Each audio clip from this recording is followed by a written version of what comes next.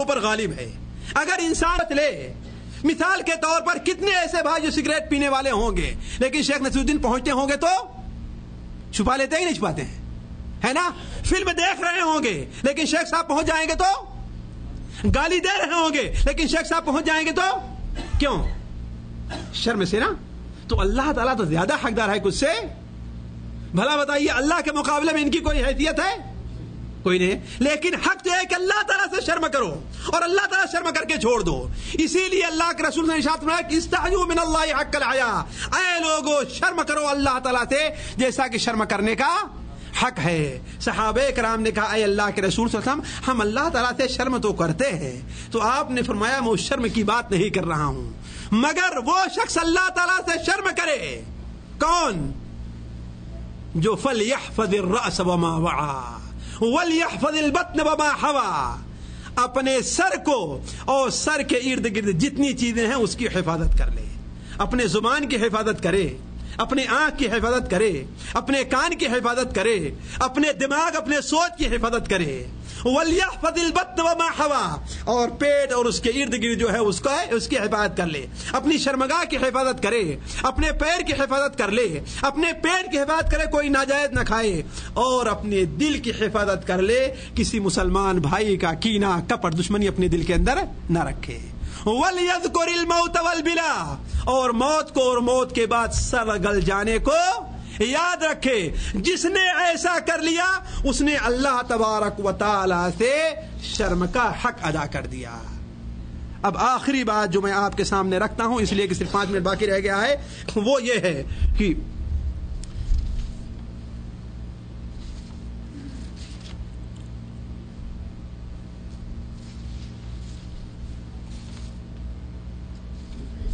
جی ہاں یہ ہے کہ دیکھیے بہت سے ہمارے کیا شیخ بس کریں گا. ہاں آج بڑا مسئلہ ایسا ہے کہ بہت سے لوگ ہیں جو رمضان کو دنیا کی تجارت بنا لیے ہیں اور آخرت کی تجارت بنانا چھوڑ دیے ہیں. حالانکہ رمضان ان مواسم میں سے ہے جو آخرت کی تجارت کے لیے اللہ تبارک و تعالیٰ نے بنایا ہے کہ نہیں ہے؟ یہ اللہ تعالیٰ کی مہربانی ہے. جس طریقے سے دنیا والوں کے لیے مہربانی ہوتی ہے کہ سال میں 1-2 موسم ایسا آتا ہے کہ اپنی تجارت کو چمکا لیتے اور اتنی کمائی کر لیتے ہیں سال بھر چاہے بیکار بیٹھے رہیں, ہے کہ نہیں ہے؟ اسی طریقے سے اللہ تبارک و تعالیٰ جانتا ہے کہ انسان کمزور ہے, انسان کے دل کے اندر نفس ہے, ویسے موسم عطا فرمائے ہیں کہ اس موسم کے اندر خصوصی عبادت کر کے اللہ تعالیٰ سے اپنی مغفرت کروا سکتا ہے. انہی میں سے کیا ہے؟ رمضان المبارک کا مہینہ ہے. لیکن بدقسمتی سے آج یہ مہینہ کس کا مہینہ بن گیا ہے؟ تجارت کا مہینہ بن گیا ہے. لیکن حقیقت میں یہ مہینہ کس کا مہینہ ہے؟ آخرت کی تجارت کا مہینہ ہے. اس لیے کہ دیکھیے آپ لوگ اچھی طریقے سے جانتے ہیں کسی بھی عمل کا ثواب جو ہے 3 وجہ سے 4 وجہ سے بڑھ جایا کرتا ہے. کوئی بھی عمل کا ثواب 4 وجہ سے بڑھ جایا کرتا ہے. ایک تو یہ ہے کہ جس جگہ وہ انسان عمل کر رہا ہے وہ جگہ بڑے مبارک ہو, ہے نا. آپ یہاں 2 رکعت نماز پڑھیں تو اس کا کتنا ثواب ہے؟ 20 رکعت کا ملے گا, ہے نا. اور لیکن مدینہ منورہ اور مکہ مکرمہ میں پڑھیں تو جگہ کی بدلنے سے اس کا ثواب بدل گیا کہ نہیں بدل گیا؟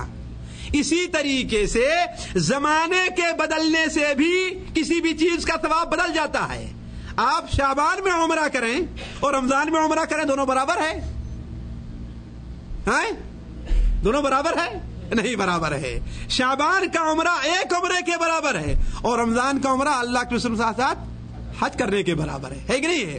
اور تیسری چیز ہوتی ہے کہ ایسی حالت میں انسان ہو کہ وہ حالت اللہ تعالیٰ کو بڑی پسند ہے کہ اس وقت اگر وہ انسان عمل کر لے تو اس کی مثال یہ ہے کہ ہم اپنے گھر میں رہیں اور 2 رکعت تہجد کی نماز پڑھیں تو کوئی بڑی اچھی چیز ہے.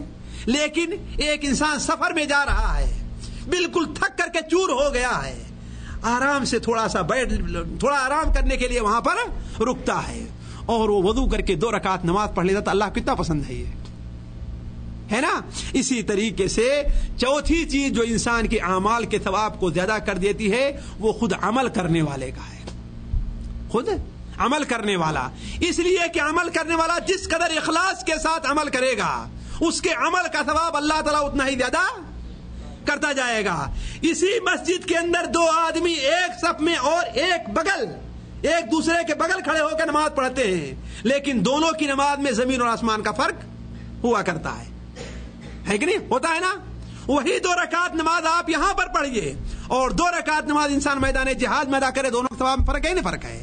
تو اسی طریقے سے رمضان المبارک کا مہینہ مبارک دنوں میں ہے. ان مبارک دنوں میں اللہ تبارک و تعالی چیزوں کا ثواب زیادہ کر دیتا ہے, چیزوں کا ثواب, اعمال کا ثواب زیادہ کر دیا کرتا ہے. اس لیے ضرورت یہ ہے کہ ہم اس مہینے کو غنیمت سمجھتے ہوئے ہم قرآن مجید کی کثرت سے تلاوت کر کے, روزہ تو رکھنا ہے رکھی کر کے, اور اس طریقے سے تراویح کو پورا پڑھ کر کے, توبہ اور استغفار کر کے, حتی الامکان جتنا ہم سے وہ ہو سکے اللہ تعالیٰ کے راستے میں خرچ کر کے. کچھ لوگ یہ سمجھتے ہیں خرچ وہی کریں جو راجحی اور دلہ اور ان کے برابر ہے بس, اور ہم لوگ خرچ کرنے والے کیا, ہم تو مسکین فقیر خود ہی نہیں کھلا پاتے, ہے کہ نہیں ہے؟ حالانکہ یہ بات نہیں ہے. ہر انسان سے مطالبہ ہے اس کی حیثیت کے مطابق. یہاں کوئی شخص ایسا نہیں ہوگا جو عید کے موقع پر اپنے بچوں کے لیے نئے کپڑے کا اہتمام نہیں کرے گا. ہے کوئی؟ الا ماشاء اللہ, ہر آدمی کرے گا نا. لیکن اسی پڑوس کے اندر ہو سکتا ہے کوئی یتیم بچہ بھی ہو, کوئی بیوہ عورت بھی ہو. اس کے لیے کیا کیا ہے ہم نے اور آپ نے؟ اس کے لیے سوچا ہے کہ کسی عزیز سے کہہ دیں کہ ہاں بھائی فلاں بیوہ عورت کو بھی ایک جوڑا کپڑے دے دینا. حالانکہ ایک جوڑا کپڑا سعودی میں رہنے والے کے لیے مشکل ہے, کوئی مشکل نہیں. 1000 روپے, 500 روپے, 1500, 2000 روپے سعودی میں کمانے والا ہلکا سا ہلکا کما رہا ہے, لیکن اس کے اوپر کوئی بھاری نہیں ہے. خواہ بنگلہ دیش کا ہو یا انڈیا کا ہو یا پاکستان کا ہو, سری لنکا کا ہو یا جو ہے انڈونیشیا کا ہو, کہیں کا بھی ہو, اس کے لیے 1000 2000 روپے, 100 200 150 ریال یہ کوئی مسئلہ نہیں ہے.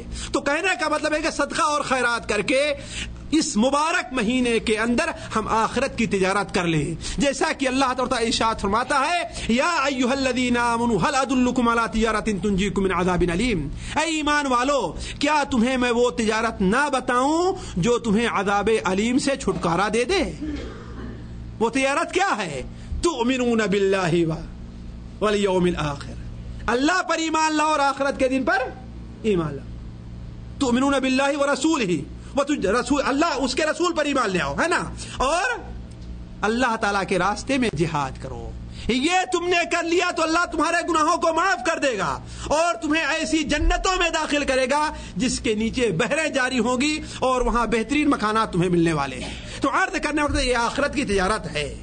اپنے اعمال کو سدھار کر کے, تراویح پڑھ کر کے, روزہ رکھ کر کے, صدقہ کر کے, خیرات کر کے, قرآن مجید تلاوت کر کے, کسی بھی طریقے سے راتوں کو جا کر کے ہم آخرت کی تجارت کر لیں. اور یہ نہ کرنا یقیناً اس مبارک مہینے سے بڑی محرومی ہے کہ اللہ تبارک و تعالیٰ کی طرف سے پکارنے والا تو پکارتا ہے, یا باغی الخیر اقبل, اے بھلائی کرنے والے آگے بڑھ, لیکن ہم اس پکار پر لبیک نہیں کہہ رہے ہیں, اور یہی سب سے بڑی محرومی کا سبب ہے. اللہ تبارک و تعالیٰ سے دعا ہے کہ اللہ تبارک و تعالیٰ ہمیں اور آپ کو اس مبارک مہینے سے مکمل طور پر فائدہ اٹھانے کی توفیق عطا فرمائے. اللہ تعالیٰ سے دعا ہے کہ اس مبارک مہینے میں جتنی برکتیں نازل فرمائی ہیں اللہ تعالیٰ ہمیں ان سے پورا حصہ عطا فرمائے. اللہ تعالیٰ ہمارے روزے کو قبول فرمائے, اللہ تعالیٰ ہمارے قیام کو قبول فرمائے. اللہ تعالیٰ دعا ہے کہ اللہ تعالیٰ ہمیں اپنی زبان کی حفاظت, اپنے کان کی حفاظت, اپنی آنکھ کی حفاظت کی توفیق عطا فرمائے. اور اللہ تبارک و تعالیٰ اس مبارک مہینے کو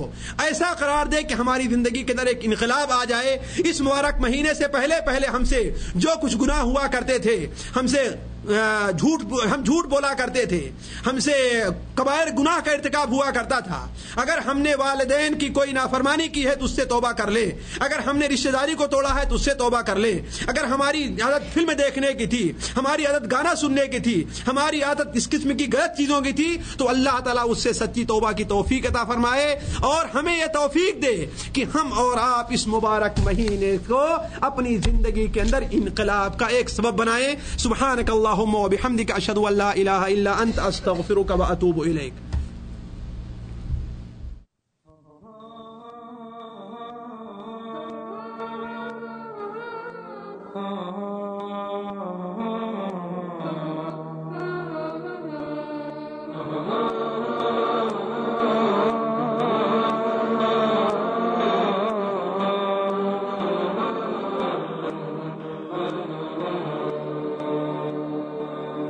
أقبل البشر علينا فأتى بالمكرمات وأتى الخير إلينا بالبسمات. أقبل البشر علينا فأتى